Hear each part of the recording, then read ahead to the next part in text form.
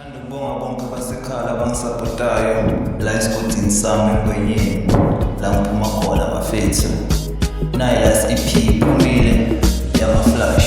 Shout out wonke umuntu ozoyi-downloada, shout out wonke umuntu ozoyilalela, ozoyithanda futhi. Shout out zonke izinja zami engisibhane nazo kule last EP.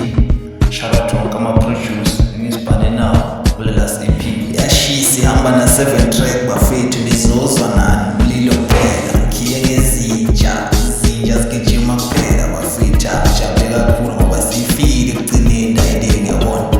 Ngaphandle kwenu futhi bafethu bengiyenze la manje ngoba niyangifakela i-support ngize ngalikhipha elama-last EP bafethu kule 2025. Asijabuleni sonke bafethu nibe mnandi.